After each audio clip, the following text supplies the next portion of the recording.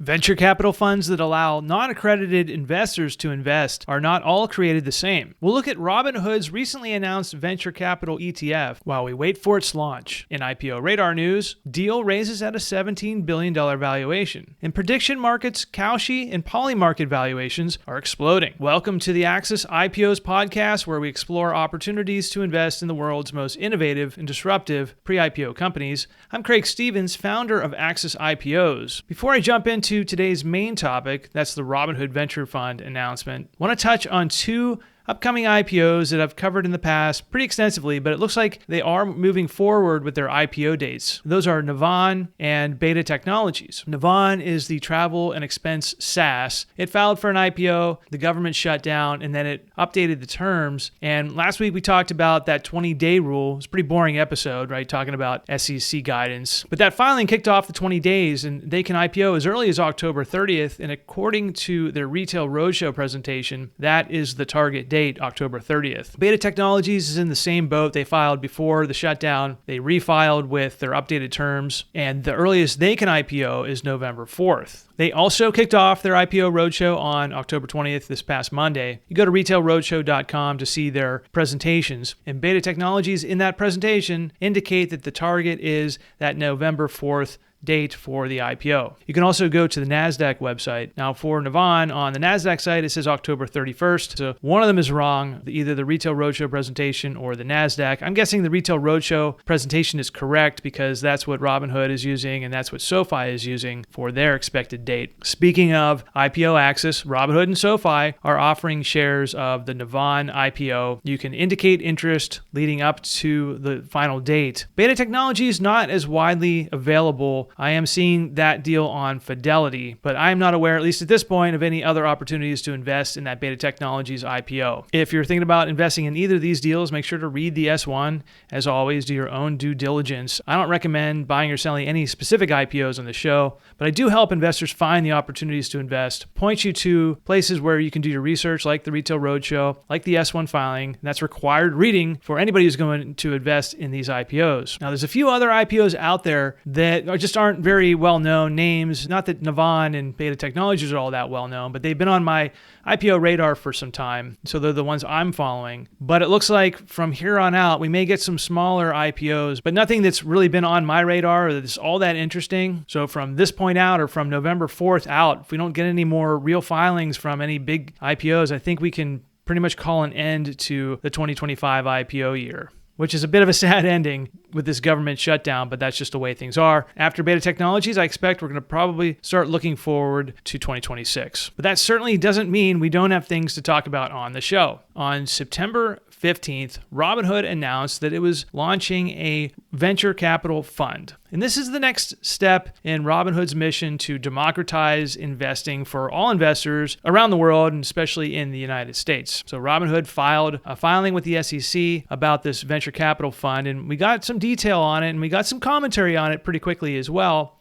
And I can't help but compare it to what's already out there and some of the products that I'm invested in that allow non-accredited investors to access some of these pre-IPO companies that we otherwise may not be able to. Accredited investors have more options when it comes to investing in startups that are not public yet, at least later stage startups. Early stage startups, there's crowdfunding options that if you're into equity crowdfunding, there's opportunities for early stage investments and sometimes mid to late stage investments as well, as we've seen recently with Boxable and Aptera. But to reach these really powerful, fast-growing, high-revenue, high-growth, premium pre-IPO startups, I'm talking about names like SpaceX and Anduril and OpenAI and Databricks.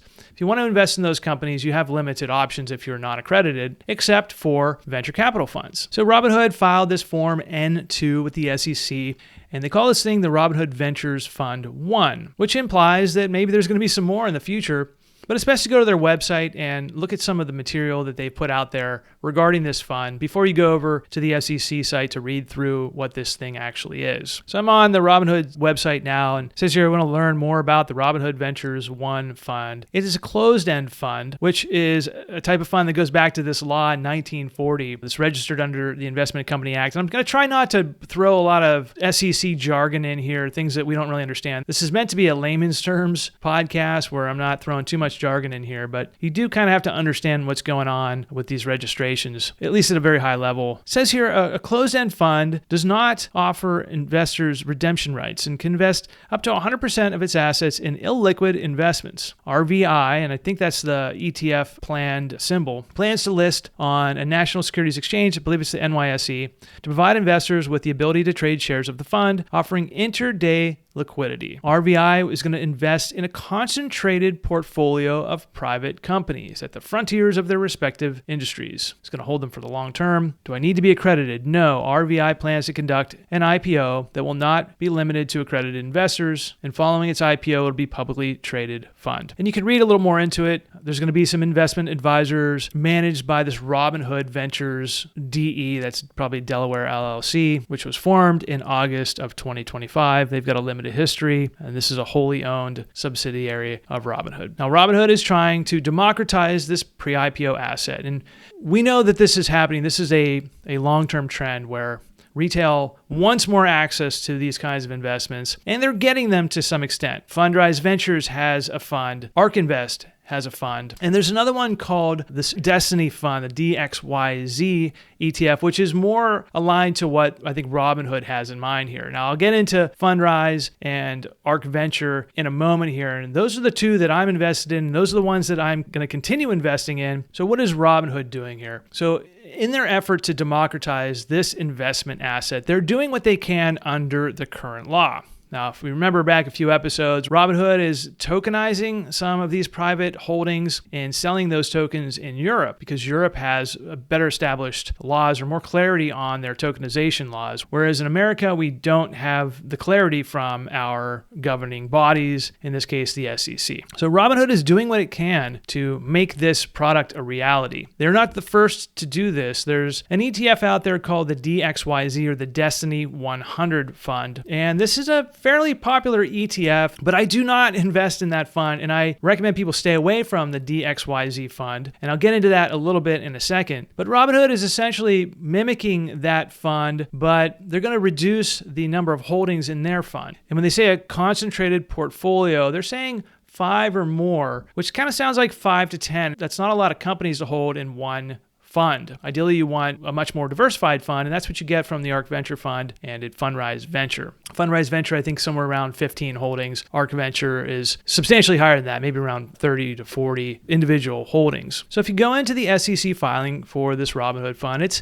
a shell, and it's going to be filled in more when they get more feedback and enter more information. And it basically spells out how this is going to work. And from everything that I've read, it is very similar to this DXYZ fund. Now, several people were talking about this fund afterwards, and there was a Morningstar article that came out that pretty much said Robinhood's first fund could spell disaster for investors, and it raises some red flags in the article. It's by a guy named Brian Armour, and that was written the same day this thing came out or the day after. And his concerns align to mine, which trace back to this DXYZ ETF. And let me explain why I don't recommend people touch these ETFs. And I think I'm going to have to say that about Robinhood's as well until we learn more information. This is all preliminary. So maybe Robinhood has some innovation up their sleeve that we don't know about yet. And I'll suggest a couple ideas that might make it more palatable, but at this point, it's not palatable for the same reason that the DXYZ fund is not. DXYZ gets a lot of attention because it holds a big stake in SpaceX. Now, SpaceX is 52% of the holdings at the time of me recording this. So by investing in the DXYZ, you're gaining investment exposure to SpaceX. At least that's the story they're telling. That's what some investors are seeing. But the real reason why I don't like this product is that the trading price is much higher than the value of the underlying assets, and that's called the net asset value. And you don't have to go far to find this. I just go over to Yahoo Finance, and I type in DXYZ, and it comes up with a chart. Right now, it's trading at about $24 a share. The market cap is about $347 million, and the price of this ETF has fluctuated. It went as high as $70 or $80 a share. 77 was the 52-week high. It traded as low as 10. And so I'm just sharing this chart right here, and you can take a look at it yourself. But if you just scroll down to the news about this fund, there's an article here called the Destiny 100 Reports Second Quarter 2025 Results. I click on that, and it's pretty straightforward here. And it says here, dated June 30th, so I guess we'll be getting an updated one soon. It says the fund reported a net asset value of $6.92 per share of the common stock, and that was up from $6.31. Now, if you go back to the chart, the ETF is trading at 24. So it's nearly a 4x premium over the net asset value of this ETF. So what does that mean? This ETF trades at a premium because of hype or because of access. We're not really sure what it is that tells retail investors to buy this thing at $24 a share when it's stating very clearly that it's worth $6.92. And the reason it can only do this quarterly is because these funds have to mark to market the value of each of their underlying holdings. We know SpaceX doesn't trade. Revolut, 9% of the fund, doesn't trade. OpenAI, 6.9% of the fund doesn't trade. Axiom Space doesn't trade. So going down the line, there are all these holdings in this DXYZ fund that don't trade. They're valued quarterly by this fund. Now you can go into secondary markets and see a price estimate, or you can get data aggregators like Caplight or PM Insights or even Notice.co. And so you can find estimated valuations of these companies based on private transactions, secondary transactions. But the way these actually operate is they only have to look at the value of these funds once a quarter. At least they have to report it once a quarter. And so the ETF that trades every second can't possibly match the net asset value. Yet this fund was approved, this DXYZ fund was approved, and plenty of investors are buying it. The big unknown here is that what happens when the valuations of these companies fall. If the fair market value of the underlying assets is only about $7 a share and you're paying $24, so then what happens to the trading price when the fair value falls? Say it falls from $7 a share down to $5 a share. And so this ETF just trades illogically. So my guess is that Robinhood is seeing this DXYZ and figures that they could probably sell more of it.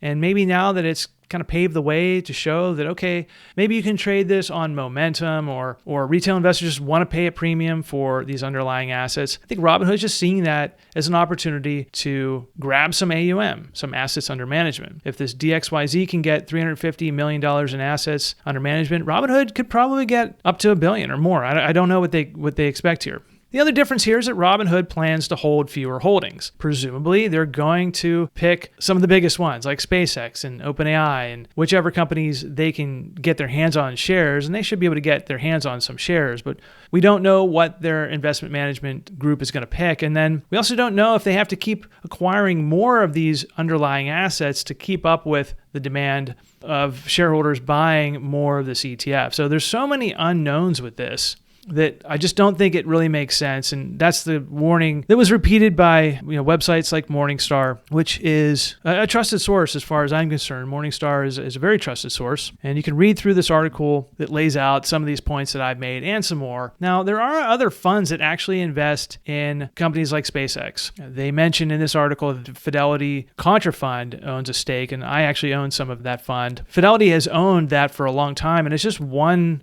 holding in a very large group of public holdings. And so it's going to revalue that SpaceX every quarter in the fund and within the fund and report on that. But there's enough liquidity in that fund to give a fair price of the Contra Fund on a daily basis. What we're also talking about here is it could be other companies than SpaceX, OpenAI, for example, or maybe it's going to choose smaller market cap companies to put into this fund. We don't really know. There's just not enough information in the filing. What are my thoughts on this? Well, first of all, immediately, I think this is not a good product.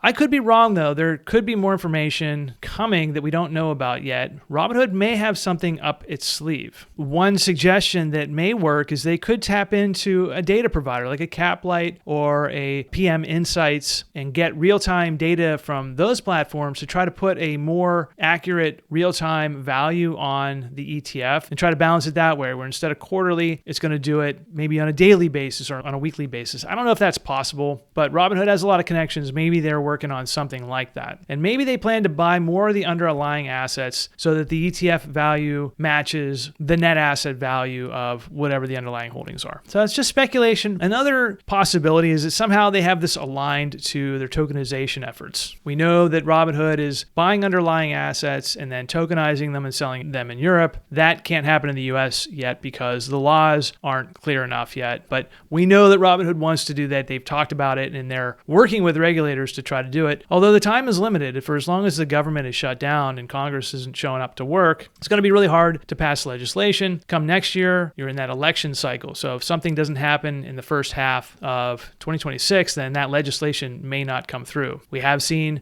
the Genius Act, which loosened regulations or clarified regulations for stablecoins, and a lot of people are hoping for more clarity from the SEC. So maybe Robinhood is preparing for some sort of legislation or some sort of future that we're not sure of yet with the current state of the laws. Another thing about Robinhood is maybe they're just doing this to show how ridiculous this all is. Robinhood could be going to the SEC and saying, look at the hoops we're going to jump through to give this substandard product to our customers, where if you just update this law or that law, then we could do something a lot better. And that could be the accreditation standard and who can invest in certain assets. That could be a change to tokenization. Robinhood is moving forward on that. So I'd like to think that Robinhood has something up their sleeve, but from what we can tell right now, this is very similar to the DXYZ fund and possibly others that are out there. And that fund, to me, is one that you should stay away from. And if Robinhood's fund is similar, I would recommend the same. With fewer holdings, maybe Robinhood can manage this thing better and make it closer to what the net asset value is. But again, it's all about supply and demand in the market. I mentioned earlier, Fundrise Venture and ARK Invest both have funds that do similar things, but actually operate in a way that makes more sense under the current law. I do invest in these funds because the price you pay for the fund is closer to the net asset value of the fund. The way these operate is they are non-traded. So every quarter they need to update their filings, they need to disclose their holdings and the amount that they own, and then mark the fund valuation to the price of these assets, which they are required to do every quarter. For the most part, these are stable priced assets because there's not a lot of confirmed valuations of each of these startups. When a company raises a series round, they provide a valuation. There are mutual funds out there like the Fidelity funds I talked about that mark some of these private assets to a certain valuation. And so every quarter, ARK Venture and Fundrise Venture can mark these assets to value, and they can also offer quarterly liquidity. While quarterly liquidity is less ideal than minute-by-minute liquidity that an ETF would provide, you're going to get the fair value of your investment amount. ARK and Fundrise had to jump through hoops and had to go through the filings, and they have to update their filings and maintain them. So it's not easy for them to do this either, but they found a way that is more legitimate in my view than what the DXYZ is doing. Even though it's nice to put it on a marketplace and let it trade, the intelligent investor wouldn't buy those ETFs. I hope Robinhood can figure out a way to really innovate this product, but I fear it's going to be just a grab for AUM unless their customer base and their assets that they have give them the authority to go to the SEC and sell them what they really want, and sort of frame the legislation that hopefully is coming down the line to match what they're trying to do here, either with the venture fund or with other products they have in mind, which could include the tokenization products. ARK Venture, Fundrise Venture, those are available through SoFi Invest. Fundrise, you can invest directly there, but they also have both funds available at SoFi Invest. And I've always thought that the ARK Venture Fund would be a very nice addition to Robinhood to be able to invest on that platform. We know Kathy Wood and Vlad from Robinhood have history, and they've certainly know each other through their networks, but that fund hasn't shown up there. And that tells me that Robinhood is really focused on a solution to this problem. And that solution will come closer when the laws catch up to the technology and to the innovation. And Robinhood's not the only one working on this solution. We know Republic has launched these mirror tokens, which is sort of a gimmicky way to try to gain investment exposure to these pre-IPO assets. It's not actually buying the assets, but I fear that the disclosures aren't going to be sufficient enough for retail investors. And same with this Robinhood fund. I fear that this disclosure for this fund is not going to be sufficient. I fear that the DXYZ disclosures just isn't good enough. And the fact that it's trading by default shows that the SEC has approved this, and maybe it's a legitimate investment. Of course, there are a lot of risky investments out there in ETF land. So buyer beware if you're interested in these kinds of products. If you're looking for alternatives and you're a non-accredited investor, those other two funds I mentioned at Fundrise Venture, ARK Invest, are a better way to do this, but you still need to do your due diligence and research these investments. If you are accredited, then there's plenty more options out there to buy into SPVs or to try to get directly on the cap table through a syndication or one of these other platforms that we talk about. And you can go to my website. In the top right corner, there's a button that says pre-IPO. You click there and see what I'm talking about. Let's move on to IPO Radar news. I write one new article a week for a startup that I want to bring under my radar and thus following it from where it is at that point until its IPO. And I have a selection methodology for these companies. And every week I try to figure out which company would be most interesting to you, the listeners, the readers, to the broader public. What are the companies that people want to invest in? So based on the highest demand companies, I write these articles and I bring them under my radar.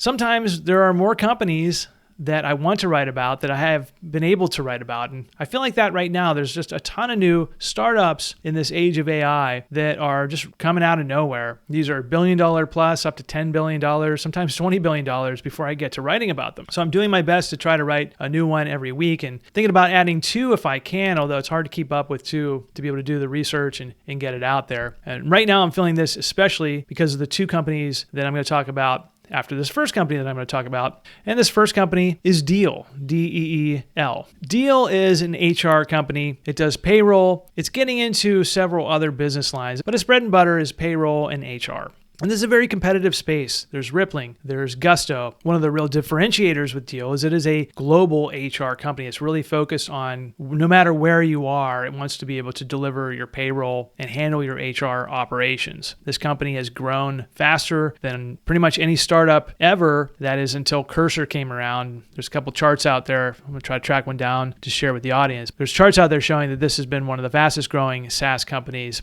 in the history of startups. The news that came out this week is that Deel has raised about $300 million at a $17.3 billion valuation. That's a really great raise for a company moving this fast. It's not that old of a company. This round was led by Ribbit Capital, which is a top-tier venture capital firm. Also participation from Andreessen Horowitz and Co2 Management, also top-tier firms. Deel was previously valued at $12 billion in a funding round in 2022. Deel has been one of the top stories of 2025. I think when we look back at 2025, the companies that maybe stirred the most controversy, Deel may be one of them. And this raise kind of caps it off, I think, at the $17.3 billion. Back in February, we got a report that says Deel was preparing for an IPO in 2026, at least as soon as 2026. And of course, my ears perk up when I hear that. That was the impetus for me to start following this company and the revenue numbers that I saw. But shortly after that article came out, and that was a CNBC article that I'm referencing here, says HR unicorn Deel prepares for an IPO as soon as 2026 after a revenue jump. It says here that the human resources software firm Deel hit an annual revenue run rate of $800 million. So this is a very fast growing SaaS and it's been profitable over the years. According to a podcast I just listened to, that was the 20 VC podcast with Harry Stebbings. He interviewed the CEO of Deel, Alex Bouaziz, CEO and co-founder of Deel. But going back to February, they were talking about an IPO. And then a month later, a scandal erupted involving Deel. Rippling alleged that Deel was sending corporate spies or sent a corporate spy into Rippling to evaluate the competitor and try to learn things. And so this corporate espionage spy case came against Deel. Deel countersued. We learned in June that Deel surpassed $1 billion in revenue. So they're earning $1 billion per 12 months, and that's growing. So this company is very strong, but it's mired in this lawsuit now, and who knows how long that's going to take. And the CEO couldn't really address that in the podcast. Harry, of course, asked it, but he couldn't really address what's happening. We know they got sued, then they countersued, and it's tied up in the courts. But this part about the IPO in 2026, I think, is looking like it's not going to happen. On the interview with Harry Stebbins, somewhere around the 55-minute mark, Harry asked it in sort of a backwards way. He said, if you were going to IPO in 12 months, what would you do differently with your company? And the CEO said, that's probably a bit short. Give me a bit more time. Certainly there's compliance and infrastructure and hiring and really getting things in order before becoming a public company. That report back in January or February 2025 saying that an IPO is going to happen in 26 just isn't realistic after watching this interview. He also said that you have to hire these people and get everything in order with compliance and infrastructure, but then also he thinks that the company should operate for 4 to 5 quarters to make sure everything's aligned before going public. And so when I heard that, I thought, wow, 2026 is certainly out of the picture here, maybe 2027 at the earliest. But combined with the lawsuit and the fact that this company is just not preparing for an IPO, or maybe they're thinking about it, but they're not there yet, sounds like it's not going to be a candidate for 2026. But a $17.3 billion valuation, $1 billion per year in annual revenue and growing, and now a fresh $300 million to go out and acquire some more businesses. That was a big chunk of that back conversation with Harry Stebbings talking about acquisitions. I think the company had acquired something like 13 startups. It plans to target a lot more, and that's what this funding round was about. Last topic of the day, I want to talk about these prediction marketplaces and the extraordinary growth we're seeing in valuation right before our eyes. I can't even write these fast enough and get them on the website before a new news story comes out. And I'm talking about Kalshi and Polymarket. On October 10th, just a few weeks ago at this point, about 2 weeks ago, we got an announcement from Kalshi saying they raised $300 million in a Series D, and this is fresh off of announcing a Series C in June of 2025. That June announcement said that Kalshi was valued at a $2 billion valuation. That was June 25th. And here we are just a few months later. Kalshi says they've hit a $5 billion valuation. So more than a 2x in just a few months. And that was October 10th. Then just 12 days later, I got an email alert from Kate Clark. She's a reporter at Bloomberg who I follow. And the article said, prediction market Kalshi fields investor offers at a more than $10 billion valuation. So it went from $2 billion in June to $5 billion on October 10th to more than $10 billion on October 22nd. So that's really extraordinary growth. Ideally, I'd catch this company back in June and write about it then or leading up to that so that I can be prepared and follow the story as it comes alive. But now here I am a little bit behind. I'm going to write about this week, maybe next week, and get it onto the website. Just go to the homepage and scroll down and you'll find my latest articles that come out every Tuesday at 8 o'clock in the morning usually. But not to be outdone, on that same day, the same reporter, Kate Clark, on October 22nd, came out with another article that said Polymarket is seeking funding at a valuation of up to $15 billion. And it says it's more than 10 times its value of just 4 months ago. So the article says prediction market Polymarket is holding early conversations with investors and looking to raise at a valuation between 12 and 15 billion. That's more than 10 times its value just 4 months ago. Polymarket's valuation has ascended quickly. Back in June, same time when Kalshi was raising, Peter Thiel's Founders Fund led a $200 million funding round, valuing it at $1 billion. Earlier this month, Intercontinental Exchange Inc., owner of the New York Stock Exchange, said it would invest up to $2 billion at a valuation of $8 billion. And then here we are, the company now talking about offers at 12 to 15 billion. So talk about a hot market and talk about two companies in leading positions, Kalshi and Polymarket. They have the appropriate venture capital partners who are willing to throw a lot of money at them. They are getting a lot of news attention. I heard Polymarket was mentioned kind of off the cuff by Tom Brady during an NFL game that he was commentating on. You have people all over social media posting various charts that are coming from Kalshi. They have predictions for sports. They have predictions for politics and just meaningless stuff that people want to bet on. And as we know, betting and gambling used to be illegal, and now it's a free-for-all, both in sports. Go down to the casino and put money on black or do what you want, but you can't invest in SpaceX. And that's sort of the disconnect between the SEC and what's happening in reality. Or you can put all your money into Fartcoin or some other cryptocurrency or an NFT JPEG. And so there are all these ways to gamble away your money and make bad choices with money. But investors who are not accredited can't make the decision or can't easily find a way to invest in some of these pre-IPO startups that are growing, like Kalshi. What if the people on Kalshi were not so much betting on prediction markets and rather investing in Kalshi? Don't you want to be the person who owns the platform and not the person who's losing your money on the platform? Just like you want to be the casino owner instead of the guy who's betting on black or ultimately going to lose at the slot machines. It says Polymarket has a deal with the National Hockey League, and these exclusive deals are going to be becoming more and more common. I saw an article that DraftKings is getting into prediction markets. I saw Robinhood is into prediction markets or getting into it. So it's becoming a competitive space, but these two platforms, Polymarket and Kalshi, are the leaders.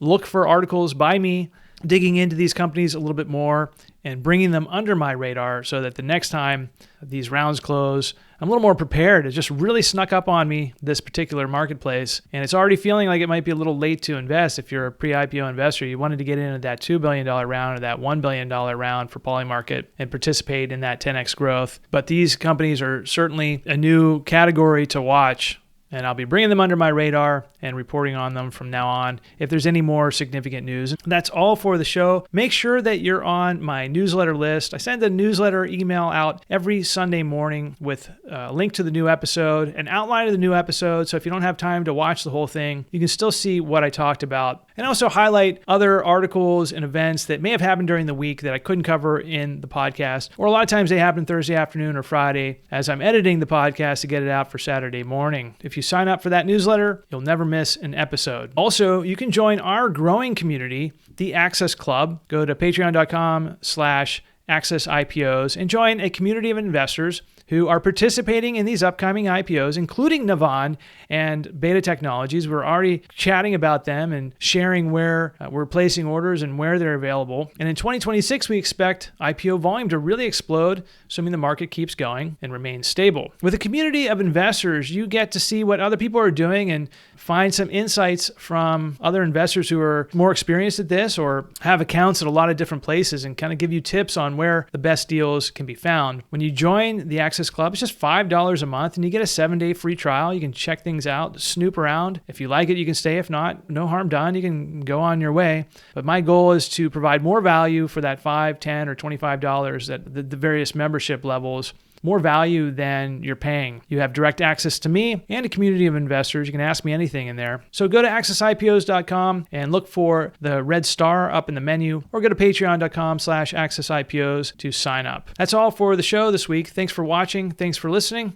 And I'll see you next week. This video is not a recommendation to buy or sell any startups mentioned. Pre-IPO and IPO investing involves significant risk. Conduct due diligence by reading the SEC S1 filings before participating in IPOs. Do not invest in IPOs with money you cannot afford to lose. Thanks for watching.